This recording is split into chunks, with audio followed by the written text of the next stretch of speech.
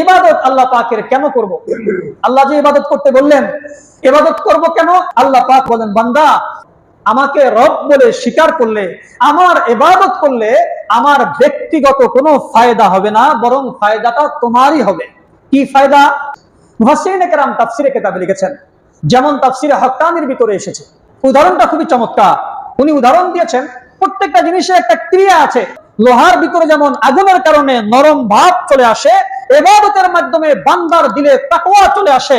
যেমন ফুলের সাথে কাপড় লাগলে ফুলের ক্রিয়া সেই কাপড়ে অনুভব করা যায়, বান্দা যদি রবের ইবাদত করে তার দিলের ভিতরে তাকওয়া অনুভব করা যায়। এখন প্রশ্ন হলো, তাকওয়া আমার কি দরকার? তাকওয়া অর্জন করলে আমার কি লাভ? জি, তাহলে আল্লাহ পাক কি বলতে চান খেয়াল করুন, বোঝার চেষ্টা করুন। আল্লাহ বলতে চান, হে আমার বান্দারা, সূরা বাকারার শুরুতে বলেছি কোরআন একমাত্র মুত্তাকিদেরকেই হিদায়াত করে। সিরাতে মুস্তাকিমের পথ ধরে মুত্তাকিরাই জান্নাতে যাবে। আমি আল্লাহ চাইতেছি তোমরা মুত্তাকি হয়ে যাও, তোমরা সিরাতে মুস্তাকিমের পথ ধরে তাহলে জান্নাতে যাইতে পারবে। সুবহানাল্লাহ। ভাই, মুত্তাকি হওয়ার জন্য কি লাগবে? আল্লাহর ইবাদত লাগবে, আল্লাহর ইবাদত লাগবে। লোহাকে নরম হওয়ার জন্য কার কাছে যাইতে হবে? কামারের কাছে। লোহা যদি চায় যে আমাকে আমি দামি বানাবো, কামারের কাছে গেলে আগুনের ক্রিয়া যখন লাগবে ওই লোহার উপরে, লোহার কষ্ট হবে না শান্তি হবে? কষ্ট। কি ভাই, কষ্ট লাগবে না? লাগবে।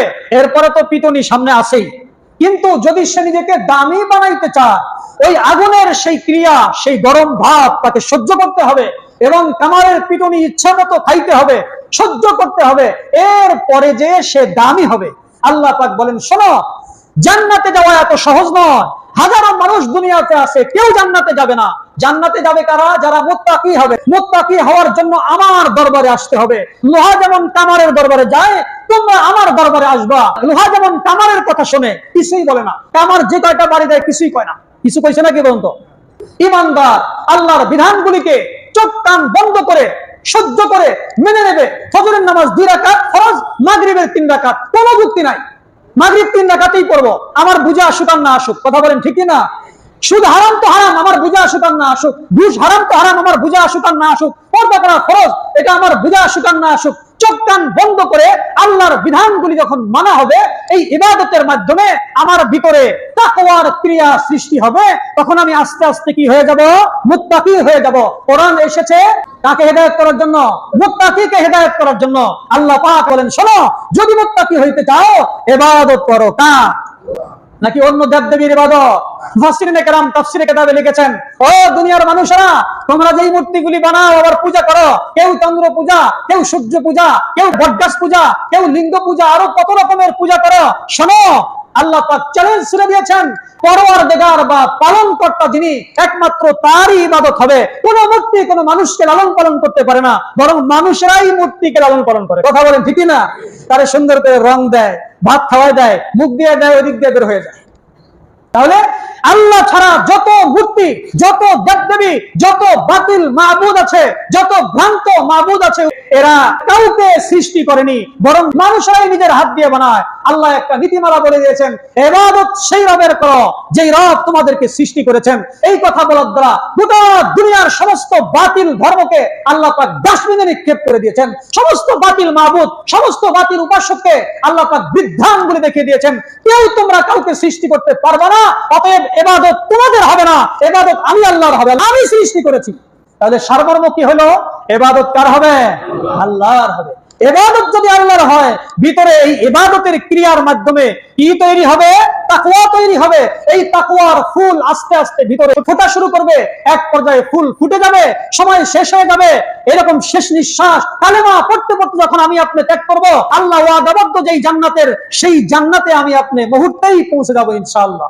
মুহতারাম হাজরিন, আল্লাহ পাক রব্বুল আলামিন আমাদেরকে মুত্তাকি বানাইতে চান, আমাদেরকে জান্নাতে নিতে চান, আমাদেরকে জাহান্নামে নিতে চান না। ছোট্ট একটা কথা বলে শেষ করে দেই। একটা হিন্দু মানুষ বা একটা অমুসলিম 80-100 বছর পর্যন্ত মূর্তি পূজা করে, বিভিন্ন পূজা করে, কিন্তু আল্লাহকে ডাকে না। আল্লাহ পাক ওই মুশরিক, ওই বেঈমানের জিহ্বার দিকেও তাকায় থাকেন, দেখি কোন সময় সে আমি আল্লাহকে বলে আল্লাহ বলে ডাক দেয়। এরকম এক ব্রাহ্মণের ঘটনা আছে, সে তার মূর্তিকে ডাকছে, ইয়া সনম, ইয়া সনম, ইয়া সনম। সনম মানে মূর্তি, আরবিতে অর্থ হলো হে আমার প্রাণ প্রিয় মূর্তি, তোমাকে আমি ভক্তি করি, শ্রদ্ধা করি। বলতে বলতে 80 বছর পর্যন্ত বলছে। কতদিন বলছে? 80 বছর। এর ভিতরে হঠাৎ করে একদিন ইয়া সনাম এর জায়গায় ইয়া সমাদ চলে আসছে। আল্লাহু আকবার। আল্লাহর নাম সমাদ, তার নাম ইয়া সমাদ। আল্লাহ পাক সাথে সাথে বলছেন লাব্বাইকা ইয়া আব্দি, হে আমার বান্দা আমি তো তোমার সামনে হাজির। সুবহানাল্লাহ। ভাই এটা বেখেয়ালে বলেছিল, ইচ্ছা করে বলে নাই। বেখেয়ালে শুধু আল্লাহকে আল্লাহ বলে একবার ডাক দিয়েছে। আল্লাহ পাক তাকে ঈমান দান করেছেন।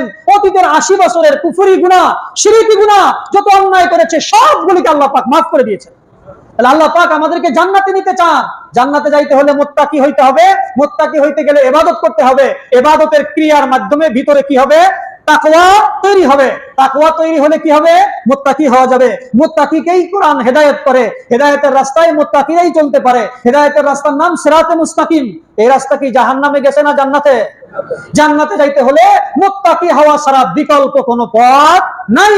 আল্লাহর ইবাদত ছাড়া, এক আল্লাহকে মানা ছাড়া কোনো পদ্ধতি নাই। আল্লাহ পাক রব্বুল আলামিন আমাদেরকে অন্যান্য বাতিল ধর্মের সেই সকল বাতিল প্রভু বা প্রতিপালক যারা তাদেরকে দাবি করে তাদেরকে বাদ দিয়া শুধুমাত্র এক আল্লাহর ইবাদত করার তৌফিক দান করুন এবং আমাদেরকে আল্লাহ পাকের খাঁটি মুত্তাকি বান্দাদের কাতারে শামিল হওয়ার তৌফিক দান করুন। আমিন। সুবহানাল্লাহ।